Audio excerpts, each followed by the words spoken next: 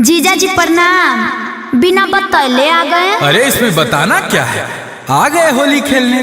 सोचे झारखंड में दारू भी फ्री है, होलियो खेलेंगे दरुओ पिएंगे। अच्छा ये बात है जीजा जी। हाँ साली जी, एक बात और है। क्या जीजा जी?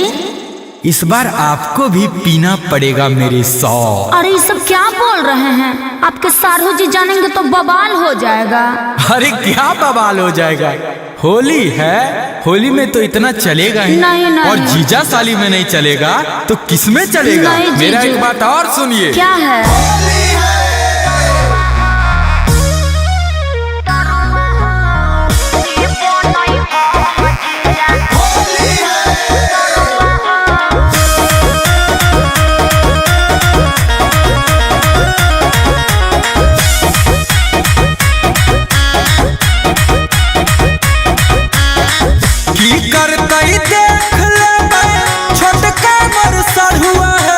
अच्छा आप नहीं ना जानते।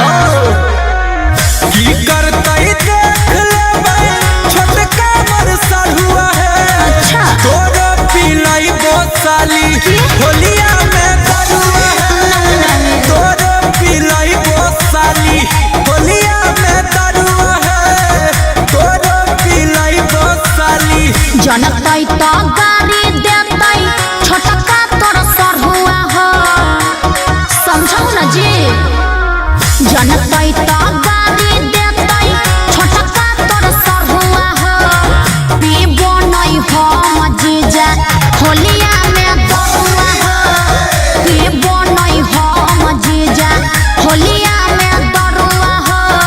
पीबो नहीं हो मजीजा, पीबो नहीं हो मजीजा। Music by Arya Sharma.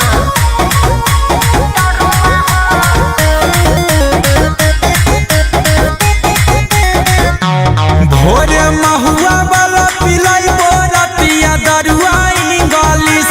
सढ़ुआ सूत जैतै तब साली दी हो हमारा किस। ओहो जीजा जी सब अब नहीं हो तो काहे ले आए गेल हो होली में हमारा घरवा जीजा जी। देखो सढ़ुआ से कराए तो झगड़वा जीजा जी।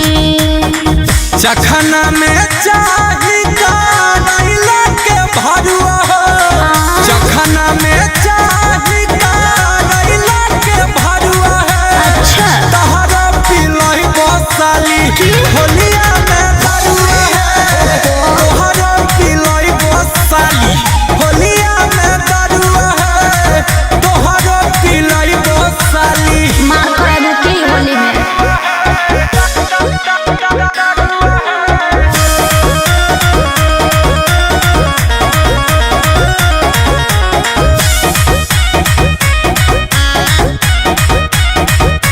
निसवा लगतै तो रहतै नहीं हमरा तनिको होश। गड़बड़ करब हो तो हम जीजा देब तोरे दोष। देखो जीजू नशा में कुछ हो सकलो है। पहले सलहो के पिलाई के सुताई देबै है। घर के दिया बाती संझिए बुताई देबै है। अच्छा